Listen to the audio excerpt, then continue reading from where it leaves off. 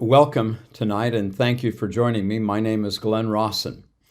It is Sunday night, September 4th, 2022, and right now this pre-recorded fireside is coming to you from Stratford-upon-Avon in England.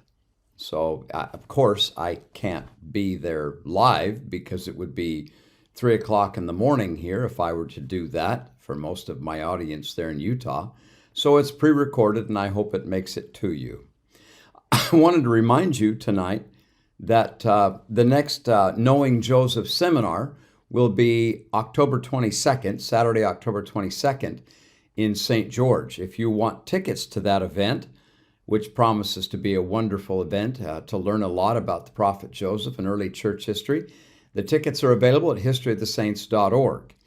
Also, I wanted to let you know that if you want advanced copies of Seek and Expect Miracles, the latest book from Glenn Rawson Stories, that is available at glennrawsonstories.com, as is, brand new, just came out, they just mailed them out, the Season 3 collection or Year 3 collection of stories for those who are VIPs and for those who are subscribers. These are all the stories that I shared with you over late 2021 and early 2022. So that book is available as well. So tonight, please, if you wouldn't mind, have a prayer in your heart as we talk about some of these wonderful stories. A lot of what I'm going to share with you tonight comes from our experiences right here in England, but not this first one. While I was preparing for the fireside, I remember something that happened in Wyoming a year ago when Annie and I were taking tours out to Martin's Cove. Because I remember reading an article about how there was a large-scale roundup of wild horses taking place in the Wyoming High Plains. It was part of their range management strategy, and they intended to capture, and I think adopt out, about 4,000 head of wild horses. The strategy was to drive the horses, or haze them, if you will, with helicopters into large traps, wide V-shaped open fences that gradually narrowed down to inescapable capture corrals. Now, understandably, the roundup was highly controversial and emotionally charged on both sides. Now, as for me, I don't take a side. I love horses very much. They're like my spirit animal. But I also have a degree in wildlife and range management. So I see both sides and I make no judgment on the right or wrong or morals of such a thing. Well, it seems that during the events of the capture, the helicopter came upon a small band of wild horses and attempted to drive them into the trap. One writer, a reporter, Angus M. Thurmer, Jr., described what happens. He said, "After being pushed by the helicopter for miles, the group charges away from the mouth of the trap, splits apart, runs up a steep hillside, and again regroups. It's pushed back toward the trap, only to evade again and again the aim of the herding pilot. Finally, the wranglers and the BLM called off the drive, and the horses went free. So determined," he wrote, "and intelligent was this group of horses in evading the trap that one observer, Lynn Hansen, who was there, dubbed them the Defiant Five." Hansen wrote, quote, "The Defiant Five were chased up and down rocky hills and terrain for about an hour. Every time they got near the trap site, the horses brilliantly split up and ran in different directions." End of quote. Now, that story really impressed me. I have a lot of respect for horses and especially wild Mustangs. After I read that story, it kept coming back to me that there is a powerful lesson in the behavior of those wild horses in Wyoming. They are free and intelligently determined to stay that way. Somehow, with a wisdom that they should not have, those 5 horses managed to evade cleverly concealed traps, while so many of their herdmates were captured and taken away.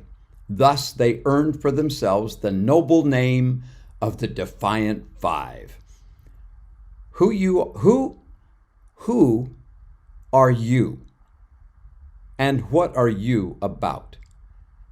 Is your family so well prepared that no subtle trap of the adversary can take them?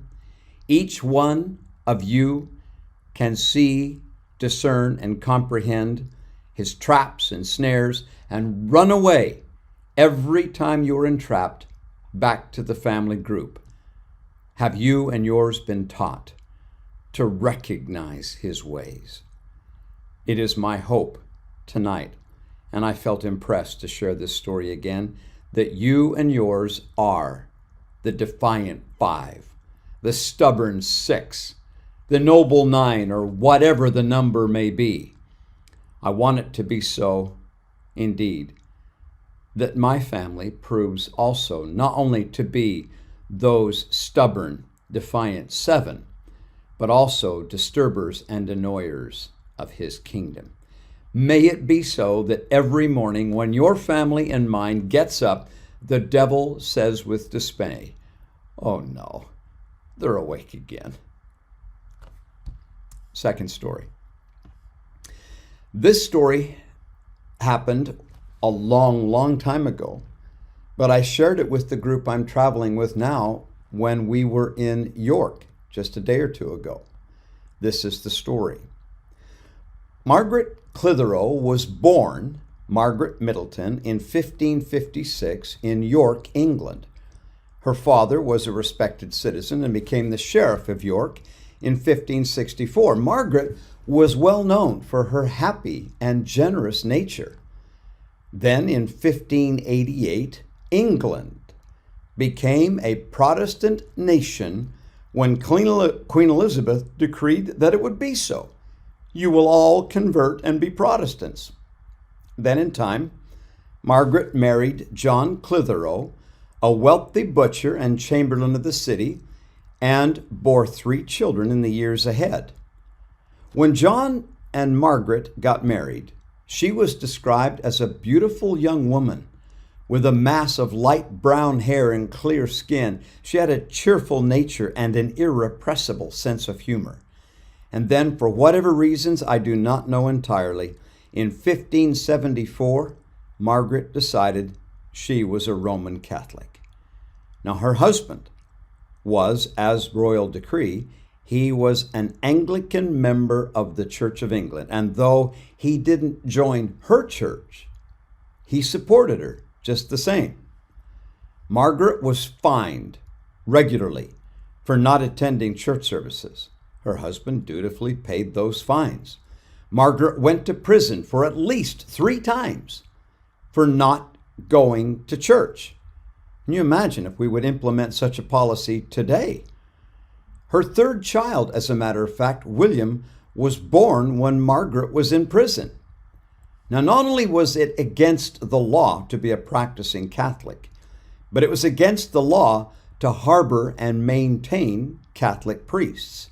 Indeed, it was a capital offense that Margaret hid the priests and secretly assisted them in celebrating Mass. Then in March of 1586, Margaret's house was searched, and unwittingly, a frightened boy revealed the priest hole, a secret entrance to a secret hiding place in her home where the priests were away. Margaret was arrested and called before the authorities there in York, where she refused to plead one way or the other, thus preventing a trial that would have caused her children to have to testify and be subject to torture. Although she was pregnant with her 4th child, she was automatically guilty. She was taken to the Ouse River Bridge, stripped of her clothes publicly, and laid on the ground with a sharp rock sticking into her back. The officers who were to carry out the death sentence could not bring themselves to execute, and they hired 4 indigent beggars to do the work for them. They put the front door of Margaret's house on top of her and then began piling on rocks. with 800 pounds of rock upon the door. It drove the rock into her back and crushed her. She died within minutes, but her body was left on display for 6 hours. Then the authorities of the city took her body and buried it in a city dump. A group of loyal Catholics later found it and dug it up. After embalming her, they reburied her. The secret of her burial place was so carefully guarded that that location is now lost. But she remains honored to this day in York. She died, as so many did across England, a martyr for her religion. Margaret's daughter was arrested and forced to go to church in the Protestant religion, but she refused. She ran away, and eventually she went to France and became a nun in honor of her mother. Both of Margaret's sons, William and Henry, remained strong in their faith, and both became priests. Margaret Clitheroe was beatified in 1929 by Pope Pius XI and canonized as a saint October 25th, 1970 by Pope Paul VI, and classed among the 40 martyrs of England and Wales. As we were in York, I walked down the shambles and stopped in front of number 3536, the former home of St. Margaret, where is her memorial to this day. I share that difficult story with you because I want you to understand the concept of agency. Anyone who is forced, be they child or adult, anyone who is forced against their will to be good is not good. Agency requires that there must be a law that designates what's right and what's wrong, that there must be opposition against both sides of that equation, there must be choice, and then there must be knowledge of the choices. But anyone who is forced is not an agent unto themselves. That lesson was brought home forcefully in York as I shared that story with my friends. Next story. Again, from our journeys across England, a story a little closer to home for you. We sometimes speak of wasting and wearing out our lives for the sake of the Lord. Let me tell you the story of one man whose life history has all but forgotten. Lorenzo Dow Barnes was born in 1812 in Tolland, Massachusetts, the son of Phineas, a New England farmer. He was named for Lorenzo Dow, the great 18th century revivalist. In 1815, Lorenzo's family moved to Ohio, where in 1833 he was taught the gospel and baptized. Immediately after his conversion, Lorenzo went out as a missionary. Then he came back, and when volunteers were asked to go for Zion's camp in 1834, Lorenzo was there. After marching all the way to Missouri and back, Lorenzo was among those first 70s called in this dispensation. A 70 in that time was virtually a full-time missionary call. And again, once he was called as a 70, he set out to serve. The 23-year-old missionary had limited education and a speech impediment. He stuttered, which caused his enemies, his age and his impediment, to single him out almost all the time for attack. They figured that he would be an easy mark. But Lorenzo would not back down and engaged in numerous debates with opposing clergymen. Not only did those debates ultimately yield baptisms again and again, but they caused Lorenzo to overcome his weakness and become a powerful orator and a defender of the faith. In 1838, Lorenzo was ordained a high priest and called to be a missionary again. in the eastern and southern United States, where he traveled without purse or script and established several branches of the church. In 1841, Elder Barnes led a company of saints to Nauvoo, where he courted and married Susan Conrad. And again, right after his marriage, he set out to serve as a missionary in England.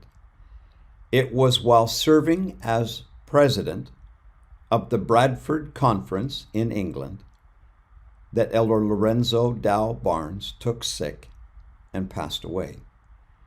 It was said of him that he was possessed of most untiring perseverance, industry, and application, and wore out his life by constant preaching and exposure. He was only 33 years of age. Lorenzo Dow Barnes was the first missionary of the Church of Jesus Christ of Latter-day Saints to give his life in service on foreign soil. He would not be the last. He left behind a wife, no children, and an undeniable legacy. When the prophet Joseph Smith learned of Lorenzo's passing, he lamented, quote, "When I heard of the death of our beloved brother Barnes, it would not have affected me so much if I had the opportunity of burying him in the land of Zion. I believe those who have buried their friends here, their condition is enviable. Look at Joseph in Egypt, how he required his friends to bury him in the tomb of his fathers." End of quote. In the years ahead, money was donated, and the remains of Elder Lorenzo Dow Barnes were brought to Utah and reinterred in the Salt Lake City Cemetery in Zion among his friends and family. That is part of our heritage here in England. Next story. We had the opportunity, again, on that same afternoon that we were in York, to travel back down into the city of Preston. Missionaries first came to Preston on July 22nd, 1837. They immediately began preaching, and within just a few days, they had made several converts. So the missionaries decided to hold a baptismal service in the River Ribble, just below Preston, on July 30th, 1837. Heber C. Kimball described at this time, quote, "By this time the adversary of souls began to rage, and he felt determined to destroy us before we had fully established the kingdom of God in that land. And the next morning," he said, "I witnessed a scene of satanic power and influence which I shall never forget." This influence manifested itself on the night of July 29th, 1837, when one of the missionaries, Elder Isaac Russell, came upstairs there at the St. Wilfrid Street apartment and awoke Elder Kimball asking for a blessing. Elders Kimball and Orson Hyde proceeded to give that blessing. Heber described, quote, "While thus engaged, I was struck with great force by some invisible power and fell senseless on the floor. The first thing I recollected was being supported by Elders Hyde and Richards, who were praying for me. Elder Richards having followed Russell up to my room. Elder Hyde and Richards then assisted me to get on the bed, but my agony was so great I could not endure it, and I arose, bowed my knees, and prayed. I then arose and sat up on the bed when a vision was opened to our minds, and we could distinctly see the evil spirits who foamed and gnashed their teeth at us. We gazed upon them about an hour and a half by Willard's watch. We were not looking towards the window, but towards the wall. Space appeared before us, and we saw the devils coming in legions with their leaders, who came within a few feet of us. They came towards us like armies rushing to battle. They appeared to be men of full stature, possessing every form and feature of men in the flesh, who were angry and desperate.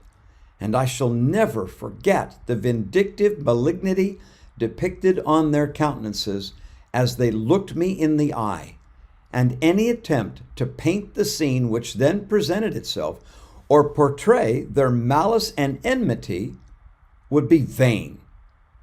After time, he said, the spirits were rebuked and the baptismal service was conducted the next morning as planned. And incidentally, that too is another story. Well, subsequently, after returning from his mission, Heber C. Kimball inquired of the prophet Joseph Smith as to the reason for this manifestation and if there was anything wrong with him. The prophet replied, quote, "No, Brother Heber. At that time you were nigh unto the Lord. There was only a veil between you and him, but you could not see him. When I heard of it, it gave me great joy, for I then knew that the work of God had taken root in that land. It was this that caused the devil to make a struggle to kill you." And then Joseph taught this principle, quote, "The nearer a person approaches the Lord, a greater power will be manifested by the adversary to prevent the accomplishment of his purposes." End of quote. The next morning, July 20th, 1837, the baptisms went forward, and the work of God was established in the land of England. When we were in Preston, we went to that apartment where this scene with the devils occurred. And then we went down to the River Ribble, and we saw where those first baptisms occurred. It is a sacred experience to be in this land where some of those first converts came from. There is the spirit of place here. If you ever get the chance to come, I invite you to come. You'll have to forgive us. There's a celebration going on right outside our hotel window, and so there's all kinds of noise coming from out there. Okay, now, I don't know why, but this story has nothing to do with being in England. I love flowers, wildflowers, and I really, really love to listen to birds. In fact, one of my favorite things to do in the spring of the year is to leave my window open and listen to the birds outside. And frequently, you will hear a rather unremarkable, monotonous sound outside your window. It's a tiny little bird called the sparrow. Now, a flock of these had been frequenting our back patio, giving me much occasion to study them, listen to them, and ponder them. So I went to looking, and this is what I found. In 1851, the sparrow was first introduced from Europe into Brooklyn, New York. You can imagine what happened from there. Now he is found all across North America and a good portion of South America. There are so many sparrows out there. They are everywhere. Homes, parking lots, storefronts, farmyards, forests. They are one of the most common and studied of birds. They eat just about anything. They nest just about everywhere, and they never leave. They're there all year long. They are a highly social bird, often found in huge flocks, and because of their large numbers, they can be aggressive, even stealing nests and driving away other species of birds that people want. Hence, sparrows have come to be associated with the common, the vulgar, and the unwanted. They are the most unnoticed of birds. Even their very song bespeaks their value to society. Cheep, cheep. So what then did Jesus mean when he said to his apostles, "Are not 2 sparrows sold for a farthing, and one of them shall not fall to the ground without your Father? But the very hairs of your head are all numbered." Sparrows, even in the days of Jesus, were so common as to have no value, 2 for the price of a farthing. And yet, even these most common of birds were, and still are, noticed by our Heavenly Father. And then, to bolster the courage of those men, the apostles, as they ventured away from the Master for the first time as missionaries, he said, "Fear not, ye are of more value than many sparrows." And so it is. The next time you see a flock of sparrows, remember, God knows every one of them. He notices every one of them at every moment and still cares about each of them. And if them, then surely you.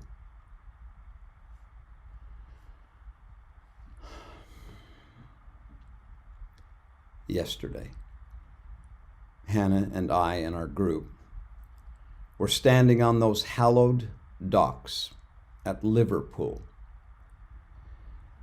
And I remember how frustrated I was as I sought to impress upon my group the sacrifice of their pioneer fathers and mothers in leaving their homes all across the British Isles and Scandinavia and journeying to Zion. We stood there looking out at the River Mersey. And I remembered a scholar friend of mine telling me once that oftentimes the most terrifying and dangerous portion of the journey to Zion was not the trail. It was the voyage across the ocean. This account from Mary Ahlstrom Rawson of Denmark gives some idea of what it was like on those early ocean voyages to Zion. She wrote, "When I was 18, my parents were converted to a new religion which was brought to their door by 2 traveling missionaries representing the Church of Jesus Christ of Latter-day Saints, commonly called the Mormons. The principles of Mormonism were explained with such clarity and power, substantiated by so much Bible evidence, that our family soon became converts. My parents and myself were baptized by immersion in the Mormon Church on April 6, 1854. One of the doctrines of Mormon belief," she said, "is the assembling together in the land of Zion of the people of Israel from the nations of the earth. In order to obey this principle, it was necessary for us to dispose of all our belongings and travel over sea and land to faraway Utah. Our friends and kindred did all in their power to dissuade us against what seemed to them a foolish credulity. Well, despite their pleadings, we left our beloved home in October 1855. The family consisted of father and mother and 8 children, the youngest just a babe under 2 months of age. Our first stop was at Aalborg, which had been appointed a temporary gathering place for Mormon converts. When instructions came for us to proceed to Copenhagen, we bundled up the ailing children suffering from measles and took them with us. We had a rough crossing over the North Sea to England and suffered much seasickness. At Liverpool, we embarked on an old sailing vessel called the John J. Boyd. It had formerly been used as a cattle ship. An immigration company had chartered the ship and remodeled it for its use in carrying Mormon converts across the Atlantic. It was the 12th day of December, 1855, when our ship was towed out of Liverpool Harbor, loaded with fresh water and provisions for the long voyage. There were 512 Mormon converts aboard, but the death rate was especially high among the children who had been weakened by the measles. "We had bad weather and heavy seas," she said, "right from the first. But on Christmas Eve, the ship was struck by a hurricane, and for a time it seemed that the old windjammer was doomed to be swallowed up in the sea. The storm raged so furiously that the luggage chests, which were posted and tied to the deck, broke from their moorings and were hurled about with such force as to endanger life and limbs. All passengers were ordered into their bunks, where we crouched in misery, listening to the shrieking of the winds and wishing we were back in our comfortable homes again. While in mid-ocean, a fire broke out on the first deck and burned through the second. Before it was discovered, the smoke became so dense we were nearly strangled. Some of the people wanted to jump overboard, but Knut Peterson, our leader, said, "Stay on the ship and keep calm. The fire will be extinguished and the ship will reach New York safely." A few nights later, she continued, we had a collision with another ship that almost knocked a hole in our ship. Our captain had always been cruel to the sailors. Now he flogged them worse than before, claiming that the collision had been due to the crew's negligence. On February 2nd, we saw a ship drifting helplessly before the wind. We steered toward it for 4 days before we were able to reach it and rescue the 36 sailors who were clinging to the rigging. They were a great help in sailing our ship, as most of our own men were too badly disabled to work. And then this concluding paragraph. About this time, 2 of my little brothers died and were buried at sea. That was a severe blow to my mother. She never seemed the same after that. I can imagine nothing more dreary than was our existence during that voyage on the John J. Boyd. But it came to an end at last, and we landed in New York, February 16th, 1856, having been 66 days in crossing the Atlantic from Liverpool. End of quote. Can you imagine the suffering and the sacrifice, the joy and the obedience of our early pioneer fathers and mothers to leave this beautiful land? And I assure you, it is a beautiful land. To leave here and go off into the unknown at the call and bidding of prophets. Come to Zion. Come, come, ye saints. Good night, and God bless from England.